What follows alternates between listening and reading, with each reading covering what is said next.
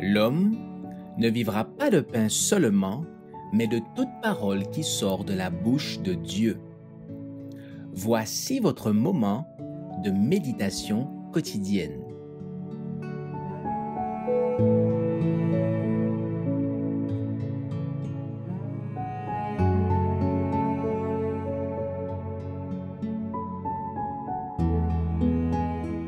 Le recours qui ne manque jamais, le 9 octobre. Ayez recours à l'Éternel et à son appui, cherchez continuellement sa face. 1 Chroniques chapitre 16 verset 11. Durant sa vie terrestre, Jésus enseigna à ses disciples de quelle manière ils devaient prier. Il leur apprit qu'ils devaient exposer à Dieu leurs besoins journaliers et se décharger sur lui de tous leurs soucis. L'assurance qu'il leur donna de l'exaucement de leurs prières, il nous la donne aussi. Réservons-nous une place pour la prière secrète. Jésus avait choisi plusieurs endroits où il se retirait pour communier avec son Père. Faisons de même. Dans le lieu secret, là où aucun autre œil que celui de Dieu ne peut nous voir, où aucune autre oreille que la sienne ne peut nous entendre, nous pouvons sans crainte exprimer au Père de toutes les miséricordes nos besoins et nos désirs les plus cachés.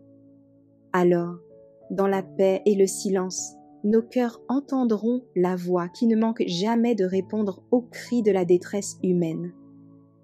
Quand nous ferons du Christ le compagnon de notre vie, nous sentirons autour de nous la puissance d'un monde invisible, et en regardant à lui, nous lui ressemblerons. Par la contemplation, nous serons transformés. Notre caractère s'adoucira, s'affinera et s'ennoblira pour le royaume céleste. Notre communion avec le Sauveur augmentera notre piété, notre pureté, notre ferveur et notre sens de la prière. Cette éducation divine se manifestera par une vie de zèle et d'activité. L'âme qui, par la prière quotidienne et sincère, attend de Dieu secours, patience et puissance, acquérera de nobles aspirations et un sens plus clair de la vérité et du devoir. Des mobiles plus élevés l'animeront et elle éprouvera une soif et une faim continuelle de justice.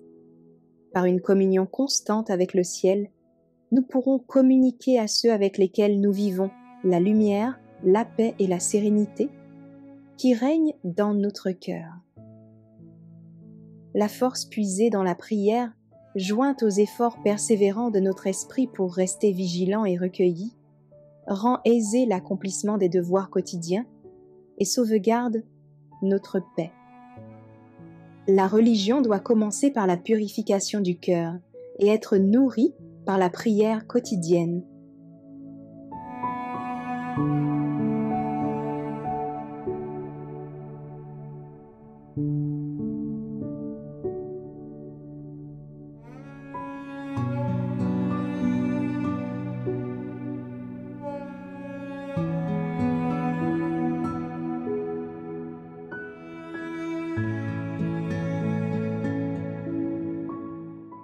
Merci d'avoir écouté cette présentation. Assurez-vous de nous rejoindre demain pour votre moment de méditation quotidienne avec lereste.org.